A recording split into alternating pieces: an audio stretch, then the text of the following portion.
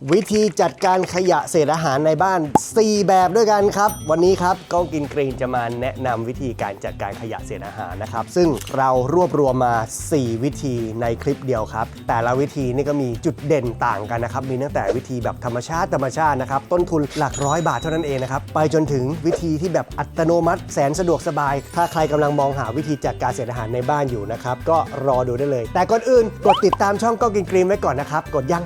งกดแล้วไปดูกันเลยวิธีแรกเลยครับผมมาดูวิธีที่เรียกว่า simple ที่สุดต้นทุนน้อยที่สุดด้วยนะครับในบรรดา4วิธีนี้นะครับนั่นก็คือวิธี Green Cone นั่นเองนะครับผมของพี่ก้องเนี่ยนะครับถังนี้เนี่ยพี่ก้องใช้ของคู่ดิน by SCGP ก็จะเป็นถังที่เขาทำสำเร็จมาแล้วแหละรูปทรงสวยงามเลยนะครับชั้นล่างสุดที่ฝังลงไปใต้ดินเนี่ยจะเป็นคล้ายๆกับตะกร้าคือจะมีรูนะครับทั้งด้านล่างและก็ด้านข้างนะครับเพื่อที่จะให้จุลินทรีย์ในดินรอบข้างเนี่ยเข้ามาช่วยย่อยเศษอาหารนั่นเองนะครับผมแล้วก็ที่สำคัญก็คือดูดซึมเอาสารอาหารจากเศษอาหารของเราเนี่ยออกไปใช้ในดินรอบๆนั่นเองนะครับแล้วนอกจากนั้นเนี่ยนะครับชั้นบนก็จะมีทั้งหมด2ชั้นด้วยกันนะครับก็จะมีส่วนฝาปิดที่เป็นโคนขึ้นมาข้างบนนะครับแล้วก็ส่วนรอบนอกนะครับที่มันจะมีระยะห่างระหว่างชั้นนอกกับชั้นในเป็นฉนวนนะครับเพื่อที่จะรักษาอุณหภูมิข้างในให้จุลินทรีย์เนี่ยทำงานในการย่อยเศษอาหารได้อย่างมีประสิทธิภาพนั่นเองนะครับและสุดท้ายก็คือมีฝาปิดลงไปนั่นเองครับแค่นี้เองครับส่วนประกอบง่ายมากๆวิธีการติดตั้งครับก็คือเราขุดดินลงไปนะครับตามความลึกขอ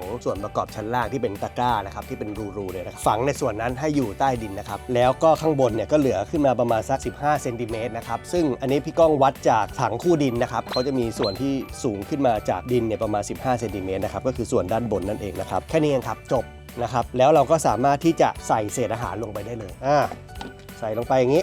ปึ๊บแล้วก็ปิดฝานะครับเผอิญ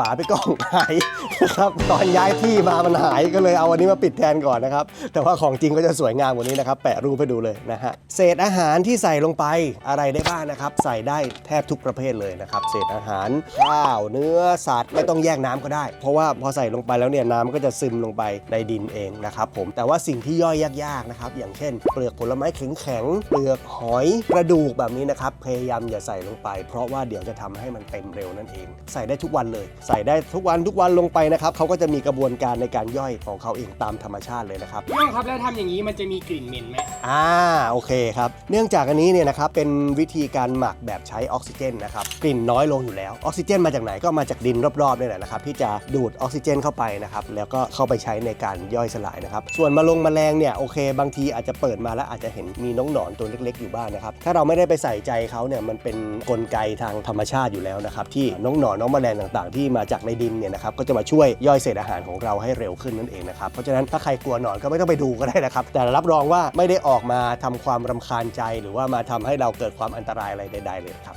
ถังแบบนี้เหมาะกับใครบ้างครับพี่ก้องถังแบบนี้เหมาะกับใครบ้างก็เหมาะกับบ้านที่มีพื้นที่ที่สามารถที่จะฝังถังลงไปได้นะครับผมเห็นบางบ้านเนี่ยมีแค่ซอกเล็กๆริมกำแพงที่เอาไว้ปลูกต้นไม้แค่นั้นก็เพียงพอที่จะฝังถังกรีนโคนลงไปได้แล้วนะครับแล้วก็ที่สำคัญเหมาะกับบ้านที่ต้องการวิธีที่ประหยัดต้นทุนเพราะนี่ราคาหลักร้อยบาทเท่านั้นเองนะครับใครเป็นสาย DIY ซื้ออุปกรณ์มาทำเองก็ได้นะครับใน YouTube มีสอนวิธีการทำมากมายเลยนะครับเป็นวิธีที่ simple ง่ายมากๆได้ปุ๋ยไปใช้กับต้นไม้รอบๆข้างด้วยนะครับส่วนใครสนใจ Green Cone นะครับก็มีขายมากมายในอินเทอร์เน็ตนะครับผมหรือว่าถ้าจะเอาแบบนี้ก็ลองเซิร์ชคำว่าคู่ดิน by SCGP ก็ได้นะครับราคาก็อยู่ที่ประมาณ 6-700 กว่าบาทนะครับหรือว่าจะไปที่ Green Chai Shop ก็ได้นะครับเขามีโปรโมชั่นอยู่ด้วยครั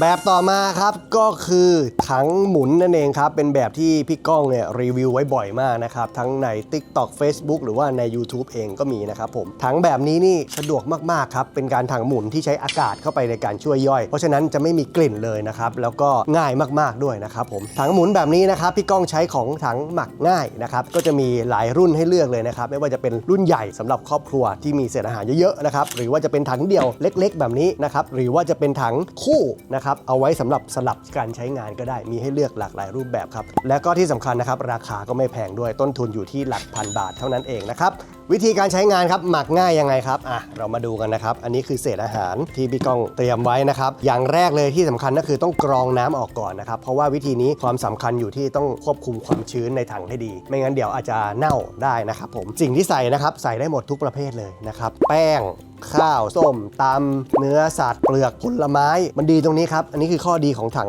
แบบนี้ก็คือว่าใส่ได้หลายอย่างเลยแม้กระทั่งกระดูกชิ้นใหญ่ๆนะครับมันไม่มีกลไกไม่มีฟันเฟืองอะไรเลยนะครับเพราะฉะนั้นใส่เข้าไปได้แล้วก็ปล่อยให้เขาย่อยในนี้ได้เลยนะครับวิธีการใส่ก็คือเนี่ยครับใส่ลงไปเลยแยกน้ำออกแล้ว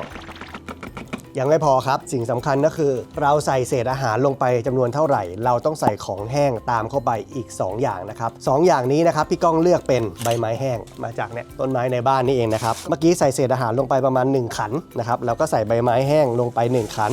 แล้วเราก็ใส่ปุ๋ยคอกนะครับเป็นของแห้งอีกอย่างหนึ่งที่พี่ก้องจะใส่เข้าไปนะครับปุ๋ยคอกนี้ไปร้านต้นไม้นะครับ5ถุงร้อยนะครับตกถุงละ20 บาทเท่านั้นเองนะครับก็ใส่ได้หลายวันเลยนะครับผม1ขันเสร็จปุ๊บปิดฝาแล้วก็หมุนครับนี่มันสนุกตรงนี้แหละหมุน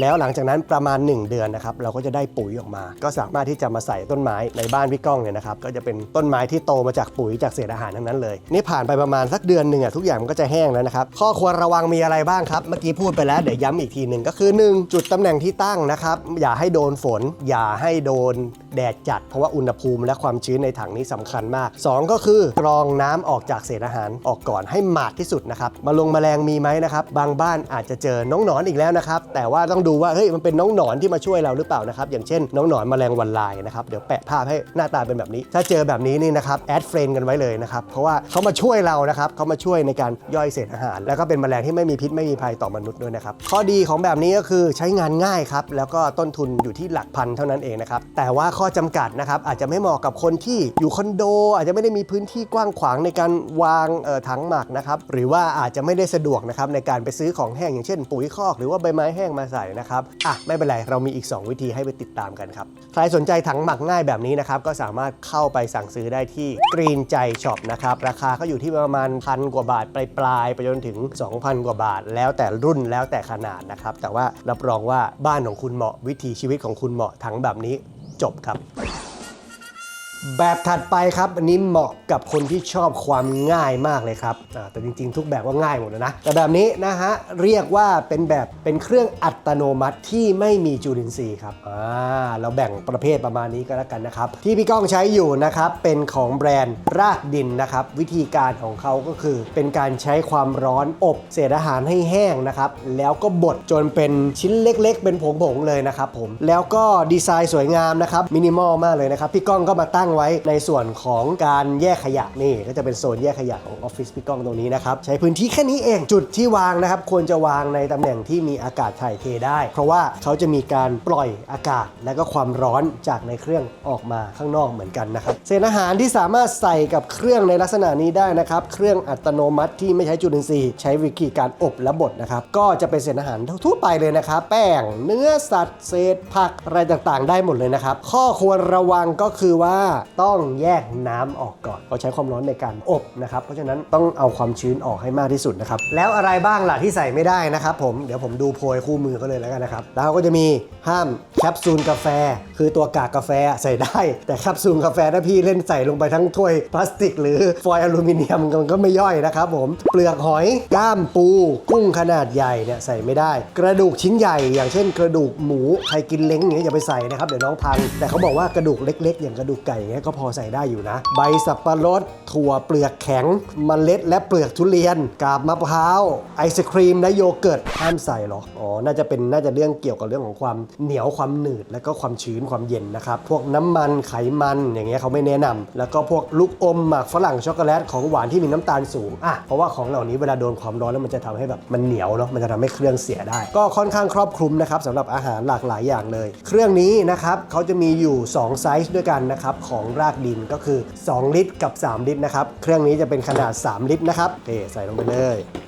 ใส่ได้เยอะอยู่นะใครมีเยอะกว่านี้นะครับเราก็แนะนำเป็นเครื่องนี้เลยนะครับไม่ใช่นี่เครื่องซักผ้าใครมีเยอะกว่านี้ก็แบ่งนะครับแล้วก็ใส่เป็นรอบๆไปเขาจะมีล็อกของเขาอยู่ปึ๊บนี่ล็อกกริปปิดฝาน้องก็จะพยายามสื่อสารกับเราตลอดนะครับแล้วเราก็ต้องกด on off แบบนี้เศษอาหารนะครับหลังจากผ่านไปประมาณ6 ถึง 10 ชั่วโมงนะครับก็จะออกมาเป็นแบบผงๆแบบนี้นะฮะไม่เหลือเคล้าโครงของการเป็นเศษอาหารชนิดต่างๆเลย กลิ่นก็จะเค็มเข้มข้นสามารถเอาเป็นวัสดุบำรุงดินได้นะครับแต่ว่าก็ต้องใช้ในปริมาณนิดเดียวนะครับที่จะเอาไปใส่ตามโคนต้นไม้กระถางต้นไม้โรยสนามหญ้าต่างๆนะครับก็ใส่ประมาณสัปดาห์ละ1 ครั้งในปริมาณช้อนชานะครับหรือว่าปลายช้อนชานะครับเพราะว่าเขามีความเข้มข้นสูงนะครับผมเรามาย้ำข้อดีและข้อควรระวังนะครับของเครื่องแบบนี้กันอีกสักรอบหนึ่งนะครับข้อดีก็คือเหมาะกับบ้านที่มีพื้นที่จำกัดนะครับแล้วก็ต้องการความสะดวกรวดเร็วนะครับในการย่อยเศษอาหารเพราะว่าใช้เวลาเพียงแค่ 6-10 ชั่วโมงเท่านั้นเองนะครับก็ตัดปัญหาเรื่องเศษอาหารที่มันเหม็นเน่าหรือว่ากลัวพวกแมลงอะไรต่างๆจะมายุ่งเนี่ยก็ไม่มีเลยนะครับแล้วก็ไม่ต้องใช้ส่วนประกอบอื่นๆในการที่จะมาผสมเพื่อที่จะย่อยเศษอาหารด้วยนะครับส่วนเรื่องพลังงานคนอาจจะถามว่าอย่างนี้ต้องเสียบปลั๊กไว้จะกินไฟหรือเปล่านะครับสำหรับเครื่องรากดินนี่นะครับเขาใช้พลังงานก็คือตีเป็นค่าไฟ 5-6 บาทต่อครั้งเท่านั้นเองนะครับเมื่อเขาย่อยเสร็จแล้วเนี่ยเขาก็จะตัดเข้าสู่โหมดประหยัดพลังงานนะครับแล้วก็สามารถที่จะถอดปลั๊กได้เลยนะครับผมข้อควรระวังที่ควรรู้นะครับวิธีใช้ก็คือว่า 1. ที่วางนะครับก็ควรที่จะวางที่มีอากาศปลอดโปร่งนะครับเพราะว่าเขาอาจจะมีการปล่อยไอแล้วก็กลิ่นบางๆออกมาซึ่งก็เป็นกลิ่นออกจะเค็มๆนิดนึงนะครับถ้าเราวางไว้นอกตัวบ้านนะครับที่มีอากาศถ่ายเทก็ไม่มีปัญหาเลยอย่างที่ผมวางอยู่ตรงนี้นี่ก็คือไม่เคยมีกลิ่นเข้าไปรบกวนภายในตัวบ้านเลยนะครับเมื่อเราใส่ไปแล้วเนี่ยนะครับไม่สามารถที่จะเปิดฝาแล้วก็ใส่เพิ่มเข้าไปได้นะครับเพราะว่าเครื่องทำงานแล้วทำงานเลยถ้าเราเปิดฝาแล้วใส่เข้าไปอีกเขาก็จะกลับไปเริ่มต้นใหม่นะครับเพราะฉะนั้นเราวางแผนดีๆในการใส่ในแต่ละวันนะครับสำหรับเรื่องราคานะครับเอาของแบรนด์รากดินก็แล้วกันเนาะก็มีอยู่2ขนาดด้วยกันนะครับเริ่มต้นที่ 12,990 บาทถ้าใครสนใจก็เข้าไปที่เพจรากดินได้เลยมาถึงเครื่องที่ 4 กันบ้างครับที่พี่ก้องจะมาแนะนำนะครับวิธีการจัดการขยะเศษอาหารวิธีนี้ยังเป็นวิธีอัตโนมัตินะครับแบบใช้ไฟฟ้าโดยใช้จุลินทรีย์มาช่วยนะครับพี่ก้องเลือกใช้เครื่องของ Oaklin นะครับก็เป็นเครื่องที่เป็นสเกลเหมาะกับเศษอาหารตามบ้านเรือนนะครับผมเหมาะกับคนที่ไม่อยากทำอะไรเลยครับแค่เทอย่างเดียวนะครับอัตโนมัติมากๆนะครับก็คือแค่เทปุ๊บนะครับไม่ต้องกดปุ่มไม่ต้องอะไรเลยนะครับเขาจะย่อยเศษอาหารของเรานะครับภายใน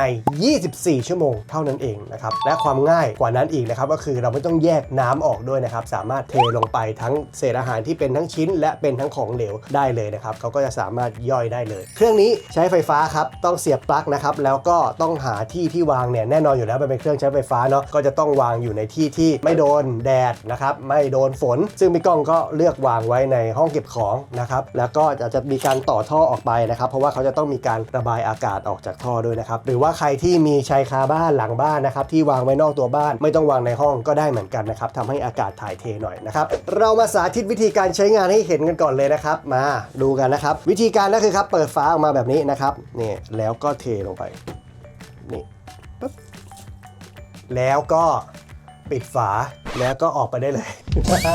เพราะว่าเครื่องจะจัดการด้วยระบบอัตโนมัตินะครับไม่ต้องกดปุ่มอะไรเลยนะครับเขาก็สามารถที่จะย่อยเศษอาหารของเรานะครับภายใน24 ชั่วโมงได้เลยนะครับมาพูดเรื่องข้อดีและก็ข้อควรระวังที่ต้องรู้ไว้นะครับเอาเรื่องข้อดีก่อนนะครับข้อดีก็คือมันง่ายมากนะครับก็เหมาะสำหรับบ้านที่ไม่ได้มีพื้นที่เป็นสวนหรือว่าจะมาหมักปุ๋ยนะครับแล้วก็ไม่ได้มีเวลาไม่ต้องไปเตรียมพวกวัสดุประกอบนะครับพวกของแห้งพวกปุ๋ยข้อใบไม้แห้งต่างๆนะครับไม่ต้องมีอะไรเลยนะครับอีกอย่างนึงที่น่าชื่นชมนะครับก็คือดีไซน์นะครับการออกแบบตัวเครื่องของเขานะครับก็คือออกแบบได้มินิมอลสวยงามนะครับก็ดูเหมือนเป็นเครื่องใช้ไฟฟ้าอีกชิ้นหนึ่งในบ้านได้เลยนะครับก็ดีไซน์สวยมากนะครับส่วนวิธีการติดตั้งนะครับผมจะต้องมีช่วงของการเลี้ยงเชื้อจุลินทรีย์ด้วยเพราะว่าเขาใช้จุลินทรีย์เป็นส่วนประกอบหลักนะครับในการย่อยเศษอาหารนะครับก็ค่อยๆเติมเศษอาหารนะครับนิ่มๆจัดการง่ายลงไปนะครับแล้วก็ค่อยๆเพิ่มปริมาณมากขึ้นเรื่อยๆนะครับและหลังจากนั้นก็สามารถที่จะใส่เศษอาหารได้ตามจำนวนที่ระบุไว้ก็คือไม่เกิน5 กิโลกรัมต่อวันนะครับพี่ก้องทำคลิปรีวิวแบบละเอียดนะครับตั้งแต่วันแรกเลยนะครับแล้วก็การใช้งานไว้แล้วนะครับก็สามารถเข้าไปดูคลิปของพี่ก้องได้นะครับอยู่มุมไหนสักมุมเนี่ยนะครับชี้ไว้2 มุมก่อนเลยอีกอย่างนึงก็คือเรื่องของเศษอาหารครับถึงแม้ว่าจะใส่ของเหลวได้เป็นข้อดีนะแต่ว่าบางอย่างอย่างเช่นกระดูกไก่แข็งๆนะครับหัวปลาเปลือกกุ้งเปลือกผลไม้เปลือกทุเรียนแบบนี้นะครับอะไรที่มันแข็งๆเนี่ยไม่แนะนำให้ใส่ลงไปนะครับเพราะว่าเขาจะมีระบบกลไกฟันเฟืองของเขาอยู่อาจจะทำให้ระบบของเขาเสียหายได้ถ้าเราใส่ขยะที่เป็นชิ้นใหญ่ชิ้นแข็งลงไปนะครับก็เลือกชิ้นที่ มันย่อยง่ายๆหน่อยก็แล้วกันคำถามที่พบบ่อยครับมีกลิ่นหรือเปล่ามีเสียงหรือเปล่านะครับต้องบอกเลยว่าอาจจะมีกลิ่นเล็กๆน้อยๆเพราะว่าเขาต้องมีการระบายอากาศออกมาจากตัวเครื่องนะครับแล้วก็จะมีไอร้อนๆออกมาจากตัวเครื่องเพราะว่าเขาใช้ทั้งจุลินทรีย์และก็ความร้อนในการย่อยสลายเศษอาหารนะครับแต่ถ้าเราวางไว้นอกตัวบ้านกลิ่นนี้ก็ไม่ได้แรงขนาดที่จะรบกวนการอยู่อาศัยของเรานะครับส่วนเรื่องเสียงนะครับต้องยอมรับเลยว่าเครื่องเขาทำงานเบามากๆพี่ก้องเคยใช้เครื่องในลักษณะเดียวกันเนี่ยนะครับในแบรนด์อื่นๆเนี่ยนะครับก็จะได้ยินเสียงของฟันเฟืองในการหมุนย่อยนะครับบางทีบางยี่ห้อก็มีเสียงดังเหมือนกันนะครับแต่ว่าโอ๊กลินเนี่ยเขาเดินเครื่องได้ค่อนข้างเบาเลยนะครับผมก็จะไม่มีเสียงรบกวนเลยนะครับเรื่องไฟพลังงานที่ใช้นะครับก็ไม่ต้องห่วงครับเพราะว่าในช่วงที่เขาทำการย่อยเศษอาหารเสร็จแล้วเนี่ยนะครับเขาจะตัดเข้าสู่โหมดประหยัดพลังงานถ้าสมมุติว่าเราใส่เศษอาหารเป็นเวลานะครับแล้วก็ไม่ได้ทำให้เครื่องทำงานหนักเกินไปเนี่ยนะครับเครื่องก็จะสามารถที่จะตัดเข้าสู่ระบบการประหยัดพลังงานได้ทีนี้เรามาดูกันนะครับว่าสิ่งที่ได้นะครับจากการย่อยเศษอาหารจากเครื่องนี้นะครับออกมาเป็นยังไงนะครับอันนี้ก็คือวัสดุบำรุงดินก็จะออกมาเป็นความแห้งแบบนี้เลยนะครับไม่ว่าจะเป็นเนื้อสัตว์แป้งอะไรต่างๆเนี่ยย่อยออกมาเป็นผงแบบนี้เลยนะครับแล้วเราก็สามารถที่จะเอาไปใส่ต้นไม้เพื่อบำรุงต้นไม้ได้แต่ว่าให้ใส่ในปริมาณนิดเดียวพอนะครับแค่ประมาณแบบปลายช้อนชาเท่านั้นเองนะครับแล้วก็ใส่ประมาณสักสัปดาห์ละครั้งนะครับสำหรับต้นไม้ในกระถางนะครับหรือว่าจะไปโรยสนามหญ้าก็ได้อย่าใส่เยอะเกินเพราะว่าเขามีความเข้มข้นมากนะครับทีนี้มาพูดถึงเรื่องราคากันบ้างครับหลายคนอยากรู้นะครับด้วยความที่เขาเป็นนวัตกรรมจากประเทศออสเตรเลียนะครับผมแล้วก็มีความสะดวกสบายนะครับดีไซน์ก็ดูมินิมอลสวยงามนะครับราคาของเครื่องนี้อยู่ที่ประมาณ 70,000 กว่าบาทนะครับแต่ว่าก็มีเครื่องที่ทำงานในลักษณะเดียวกันนะครับวิธีเดียวกันที่วางขายอยู่ในท้องตลาดนะครับก็มีให้เลือกหลากหลายรุ่นหลากหลายแบรนด์หลากหลายขนาดและก็หลากหลายราคานะครับใครชอบวิธีอัตโนมัติแบบนี้ก็ลองเช็คกันดูได้นะครับเป็นไงบ้างครับวิธีการจัดการขยะเศษอาหารในบ้านของคุณพี่ก้องมัดรวมมาให้4วิธีด้วยกันนะครับชอบวิธีไหนกันบ้างครับก็มีตั้งแต่วิธีที่แมนนวลเลยนะครับแบบธรรมชาติเลยนะไปจนถึงนวัตกรรมที่สร้างความสะดวกสบายนะครับชอบแบบไหนอันไหนเหมาะกับคุณก็เลือกไปใช้นะครับแต่อย่างที่บอกนะครับว่าการแยกขยะเศษอาหารออกมาจัดการเนี่ยนะครับแยกออกมาจากขยะอื่นๆเนี่ยจะช่วยทำให้เราสามารถแยกขยะได้มีประสิทธิภาพแล้วก็ส่งน้องขยะไปจัดการได้มีประสิทธิภาพมากขึ้นนะครับแถมยังลดการเกิดก๊าซมีเทนซึ่งเป็นสาเหตุหนึ่งของโลกร้อนด้วยนะครับ